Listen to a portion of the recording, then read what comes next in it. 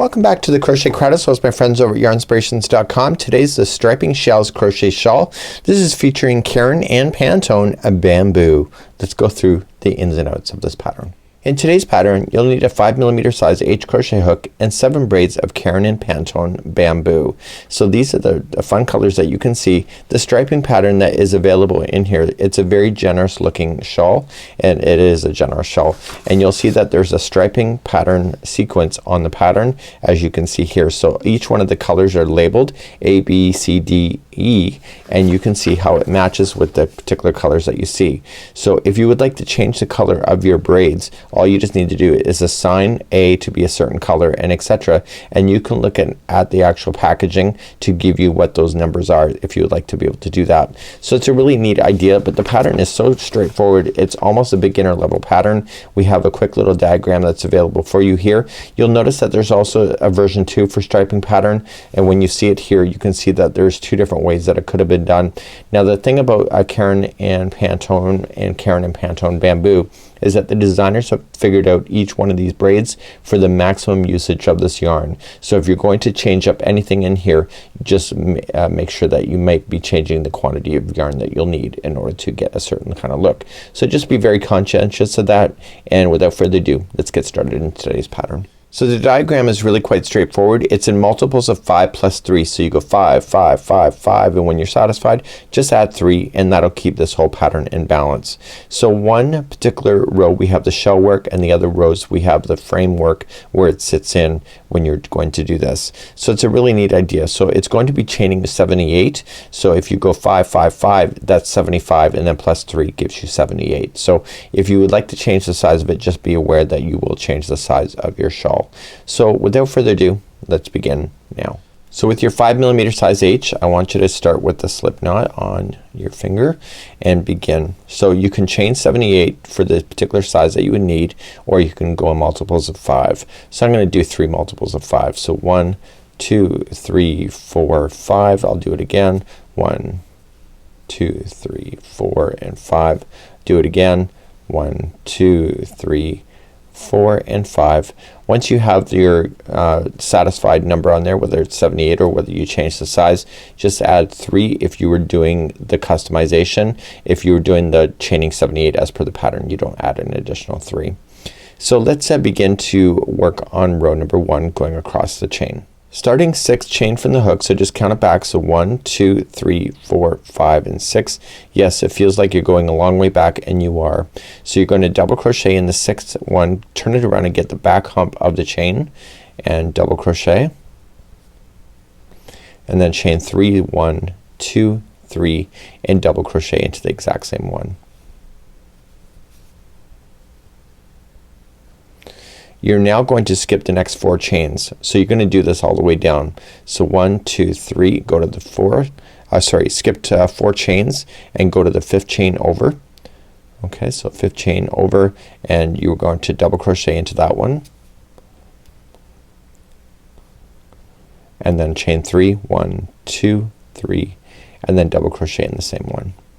So you're gonna do that all the way across going your chain. So you're gonna skip 5, so 1, 2, 3, 4, and 5, and then eventually you're going to get to the end of this, which I'm about to show you shortly. So I'm just going to the 5th one over here. If you maintain your counts as possible, as close as possible, you will end up on the right stitch. So chain 3 and then double crochet. And then it's asking you to, once you get over there in the very last stitch, you are going to apply 1 double crochet, and that's it. So that was row number 1. You're now going to turn your work and do row number 2. You're gonna chain 3, which counts as a double crochet, and in the chain 3 space, okay, just see how you see it in there, is going to be 5 double crochets. So let's count those out together. So 1, 2, 3, 4, and 5. Then I want you to go into the next chain 3 space and do it again, and you're gonna do this all the way across your work. Really, it's that simple. So there's 5 double crochets in there.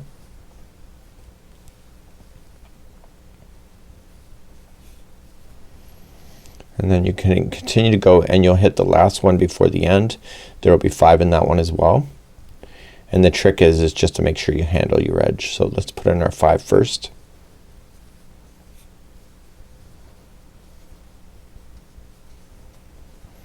And in this one right here, the turning chain, you're going to apply 1 double crochet.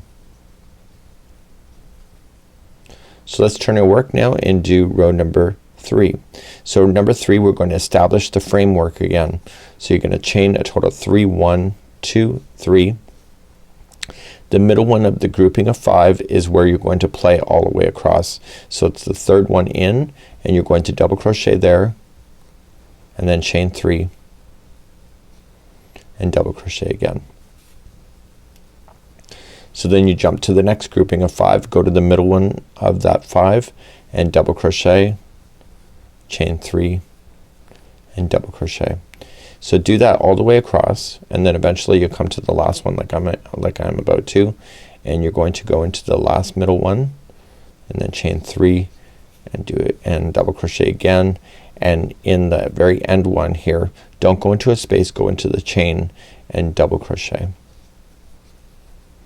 So now we're gonna cover the repeat of what we already know. So you're just gonna turn your work and chain up 3. So 1, 2, 3, and you're going, that counts as a double crochet, and you're going to chain double crochet 5 times into that chain 3 space.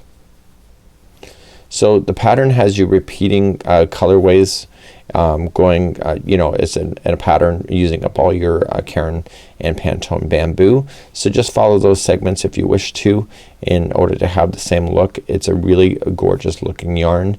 It will drape really quite beautifully because it is bamboo, and this is simply just how to do it. It's a really quite a simple pattern to be able to follow back and forth, and you know, it's great for in front of the TV if you don't if you want to put your hands to good use while you're watching the TV.